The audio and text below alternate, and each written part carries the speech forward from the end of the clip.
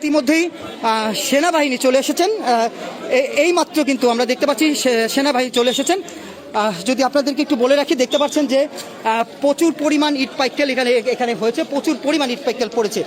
যদি আরেকটু বলে রাখি, সকাল 7টা থেকে কিন্তু এই সংঘর্ষ শুরু হয়, প্রায় 12টা বাজে, 12টা পর্যন্ত কিন্তু এই সংঘর্ষ চলে। অবশেষে আইন শৃঙ্খলা এবং যৌথ বাহিনীর যে আইন শৃঙ্খলা রক্ষাকারী বাহিনী রয়েছেন, যৌথ বাহিনী রয়েছেন, তাদের যে তৎপরতা এখানে কিন্তু এখন স্বাভাবিক রয়েছে, সেটা আপনাদেরকে দেখানোর চেষ্টা করলাম। দর্শক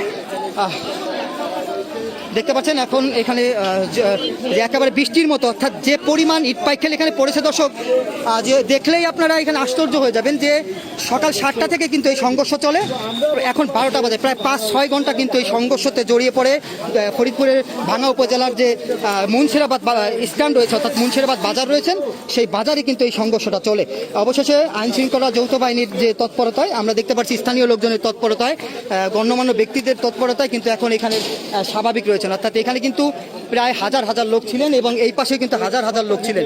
এখন কিন্তু আইন শৃঙ্খলা রক্ষাকারী বাহিনীর নিয়ন্ত্রণে, অর্থাৎ এখানে কিন্তু নিয়ন্ত্রণে আইন শৃঙ্খলা রক্ষাকারী বাহিনীর নিয়ন্ত্রণে রয়েছেন, সেটা আপনাদেরকে দেখানোর চেষ্টা করছি। দর্শক, আমি রয়েছি ফরিদপুরের যে ভাঙা উপজেলার যে মুন্সিরাবাদ বাস স্ট্যান্ড রয়েছে, সেই মুন্সিরাবাদ বাস স্ট্যান্ড থেকে কিন্তু আমি সরাসরি সংযুক্ত হয়েছি, আপনাদেরকে একটু দেখানোর চেষ্টা করছি। দর্শক, এখন কিন্তু প্রশাসনের নিয়ন্ত্রণে, অর্থাৎ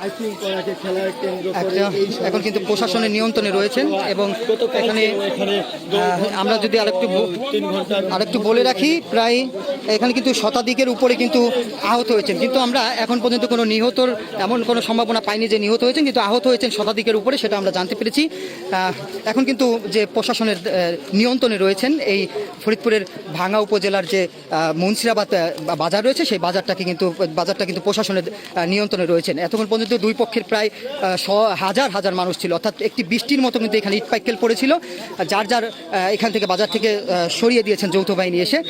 আমরা দেখতে পাচ্ছি যখন তারা এসেছে ঠিক তখনই কিন্তু এই সংঘর্ষটা আইন শৃঙ্খলা রক্ষাকারী বাহিনী এসে কিন্তু নিয়ন্ত্রণ এনেছে। অসংখ্য ধন্যবাদ এই আইন শৃঙ্খলা রক্ষাকারী বাহিনীকে, যে এখানে কিন্তু আর কিছুক্ষণ চললে হয়তো বা এখানে মার্ডারও হয়ে যেতে পারতো। তারা কিন্তু এই আইন শৃঙ্খলা রক্ষাকারী বাহিনী এসে কিন্তু এই দুই পক্ষকে সুন্দর করে বুঝিয়ে তারা পাঠিয়ে দিয়েছে, সেটা যদি আপনাদেরকে দেখানোর চেষ্টা করি। এখন কিন্তু আইন শৃঙ্খলা রক্ষাকারী বাহিনীর দায়িত্বে, মানে অর্থাৎ নিয়ন্ত্রণে রয়েছেন এই যে মুন্সিরাবাদ যে বাজার রয়েছে, সেই মুন্সিরাবাদ বাজার। দর্শক, যদি এখানে একেবারে কিন্তু খুব অবস্থা খারাপ ছিল, যে শুধু ইট পাইকেল ছাড়া কিন্তু কিছুই ছিল না, অর্থাৎ দুই পক্ষের মাঝে প্রচণ্ড পরিমাণ ইট পাইকেল মারা হয়।